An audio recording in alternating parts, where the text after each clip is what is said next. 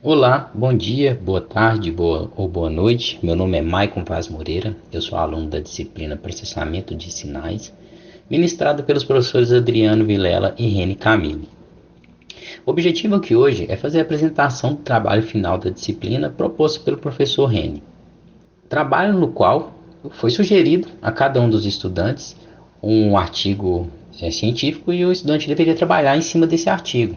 Ver quais são as aplicações da disciplina, qual é o modelo matemático utilizado, fazer algumas simulações sugeridas pelo professor. No meu caso, o trabalho sugerido foi Speech Emotion Recognition Using Fourier Parameters. Trabalho que tem como objetivo ali, né, fazer o reconhecimento das emoções do indivíduo através da sua fala. Nós temos hoje reconhecimento através de imagem, né, que é muito utilizado, mas o trabalho ainda que faça um reconhecimento, né, ali das emoções através da fala, ainda a gente não tem ainda sistemas que sejam precisos, né? O trabalho foi dividido em alguns tópicos. Inicialmente eu vou falar ali da motivação desse trabalho, em seguida fazer uma breve introdução, falar do modelo matemático utilizado ali, né, proposto, sugerido ali no trabalho, alguns resultados apresentados e por fim farei algumas simulações. A motivação, então, para o desenvolvimento desse trabalho é o fato de a gente ainda não ter sistemas que funcionem de forma genérica, né, que tenham assim, bastante confiabilidade ali na sua resposta, né. Então, nesse caso aí, eu coloquei como exemplo um sistema de call center onde o atendente aqui está em contato direto ali com o usuário, né, com o cliente, e ele não consegue identificar porque ele não tem informação visual. Então fica difícil dele fazer a identificação de qual o estado de humor desse cliente. O cliente pode estar ali feliz pelo atendimento estar sendo resolvendo seus problemas, ele pode estar triste porque os problemas dele não estão sendo resolvidos, ele pode estar de certa forma até zangado, com raiva, porque tudo que ele pede solução não consegue resolver. Então, esse tipo de sistema ele consegue dar um feedback aqui para a empresa ou mesmo para o funcionário de qual que é o estado emocional dessa pessoa. Aí uma outra aplicação seria o caso da Polícia Militar, por exemplo, 190, onde alguém ali, um cidadão, liga para a polícia e ele precisa de algum atendimento, alguma informação, ou muitas das vezes a polícia ela recebe muito trote, então esse tipo de sistema poderia é, conseguir minimizar, né, mitigar esse tipo de problema. Às vezes ali a pessoa precisa tomar uma certa decisão e a polícia precisa saber qual é o estado emocional daquele cidadão. Enfim, diversas aplicações. Mais um que eu coloquei é o reconhecimento de emoções para aprimoração entre a interação, né, entre os seres humanos e as máquinas. Hoje em dia, a maioria das empresas elas utilizam, né, sistemas robóticos e isso acaba causando certo desconforto para a maioria das pessoas, porque a gente, muitas das vezes, a gente quer só uma resolução rápida e o robô fica sempre encaminhando para vários setores. O que talvez poderia fazer, né, de forma direta, você, a partir do momento que ele identifica o estado emocional daquele indivíduo, ele já cortar ali, né, fazer alguns atalhos e não precisar passar por toda aquela série de pontos ali.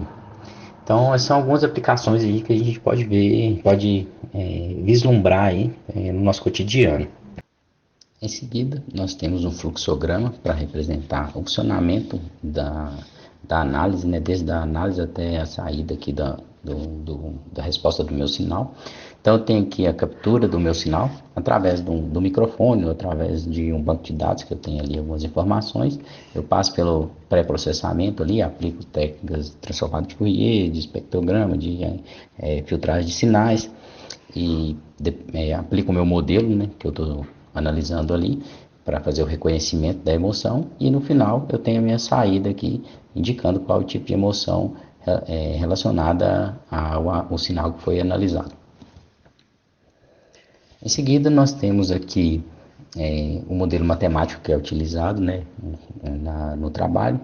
O autor representa o sinal discretizado da forma do somatório de K de 1 até M, H de KLM, cosseno, mais esse φ, onde nós temos aqui a amplitude e o H de KL representando a amplitude e o φ a minha fase ali, né, respectivamente. O L aqui representa a quantidade de frames que eu tenho. E a transformada discreta de Fourier ela pode ser representada por esse somatório, né, desse sinal discretizado, variando de 0 até n-1, de x de m é elevado a menos j2πn mk, onde esses termos é elevado a menos j2π mk sobre n corresponde aos harmônicos, né? E o k aqui representa a frequência em termos de múltiplos inteiros da frequência fundamental. E esse é o modelo que é utilizado no trabalho para poder fazer a análise ali de qual emoção que o sinal corresponde. Então ele analisa as 20 primeiras harmônicas desse sinal, e aí ele consegue, junto com algumas outras técnicas, inferir qual tipo de emoção que se trata. Neste trabalho, o autor faz uso de 3 bancos de dados diferentes, um alemão e 2 chineses, que estão aqui referenciados. Esses bancos de dados, eles diferenciam um do outro, eles têm alguns sentimentos diferentes um do outro, mas basicamente eles são compostos por esses sentimentos: felicidade, tristeza, raiva, surpresa, medo, tensão e neutralidade. Um ou outro vai ter uma pequena diferença, mas dá para a gente fazer uma boa análise com base, né, na maioria desses sentimentos que são comuns entre eles. Aqui o autor apresenta um H3 médio entre várias emoções de uma pessoa. E aí aqui a gente consegue ver um indivíduo alemão e essas emoções relacionadas à sua fala, e um indivíduo chinês e as respectivas emoções relacionadas à fala desse indivíduo. A gente consegue ver algumas diferenças aqui. Por exemplo, quando ele está com raiva, o sujeito alemão, ele tem o tipo de sinal aqui na resposta é mais constante. Já no indivíduo chinês, a gente tem alguns picos aqui no sinal. Então, é o mesmo tipo de sentimento, porém, é um sinal totalmente diferente. Aí a gente consegue inferir algumas conclusões, né? Que nem sempre o mesmo tipo de sentimento para o indivíduo com uma cultura diferente, com um idioma diferente, isso pode caracterizar um sinal diferente. Então, essa análise, essas considerações devem ser feitas quando for analisar um sinal de áudio, né? A gente vê alguns picos aqui no surpresa também. No caso do alemão, a gente não tem esse tipo de sentimento, né? Porque não aparece aqui, mas eu tenho alguns outros que são comuns, que são diferentes, né? Aqui a gente tem um sinal também diferente aqui. Então, essas características a gente vai conseguir ver também nos próximos slides, onde o autor apresenta mais alguns resultados com base nos sentimentos diferentes de diferentes indivíduos, né? De nacionalidades e culturas diferentes.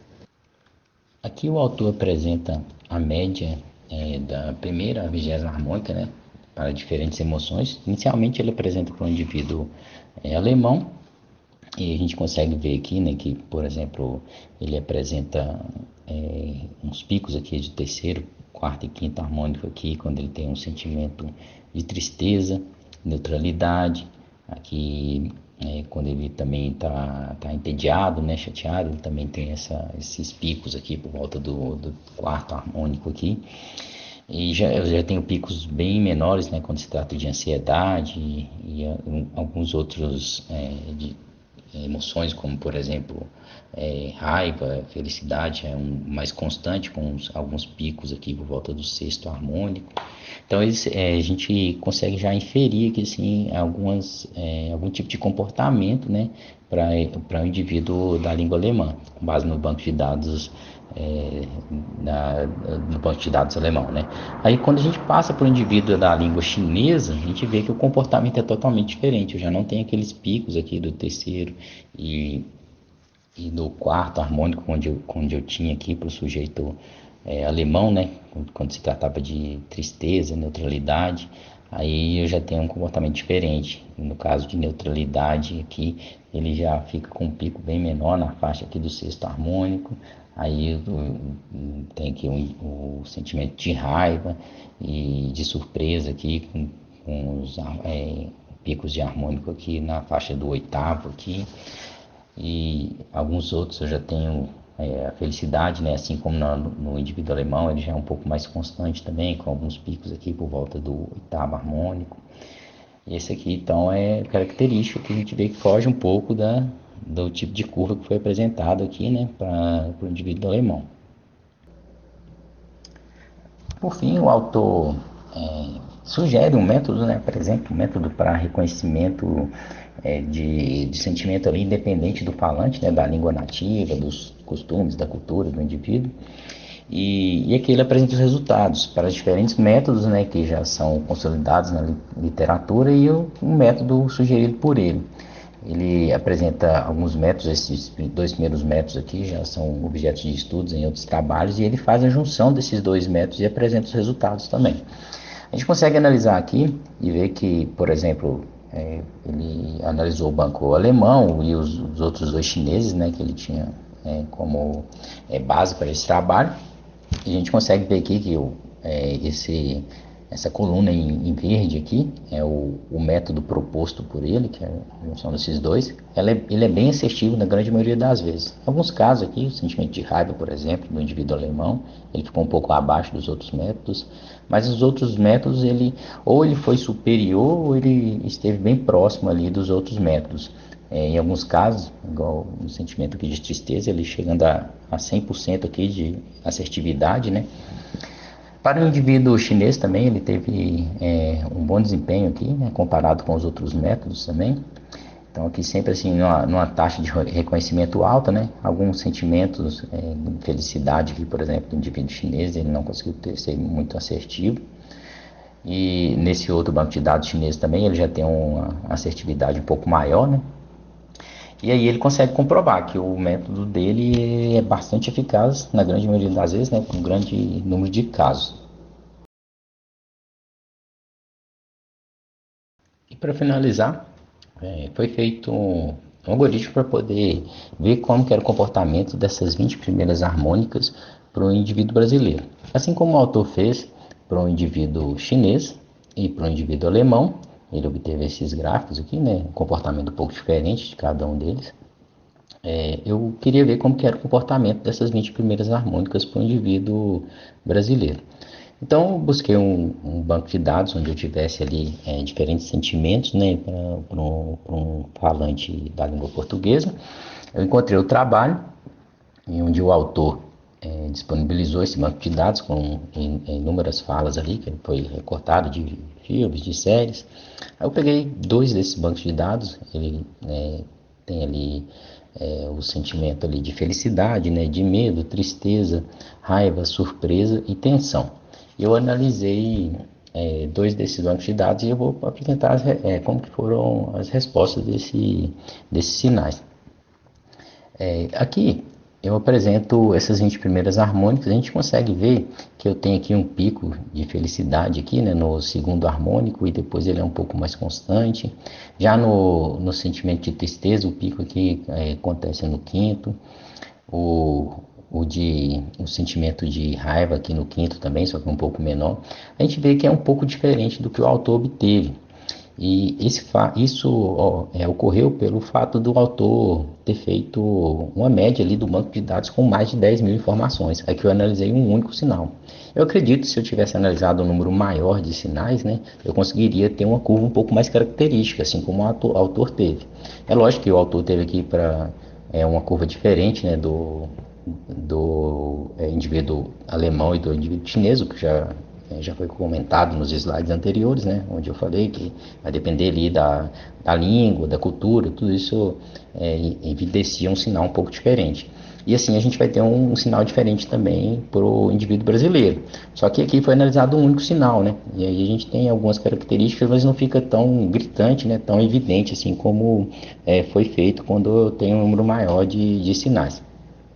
A simulação foi feita através do MATLAB. Aqui eu tenho essas 20 harmônicas, onde eu pego o sinal aqui, trabalho ele e aplico algumas funções aqui para poder desenvolver. Assim como foi feito no trabalho, eu desenvolvi com base no artigo que que eu trabalhei, então desenvolvi aqui um algoritmo para poder fazer aquelas 20 primeiras harmônicas. Aqui eu pego o sinal e ploto esse sinal, né? E analiso ele. Bom, lógico que esse trabalho pode ser expandido para um número maior, né? Poderia pegar um banco maior de informações e analisar e tentar chegar numa curva um pouco mais característica. Eu queria agradecer a todos pelo tempo aí despendido para poder assistir essa apresentação. Muito obrigado e até mais.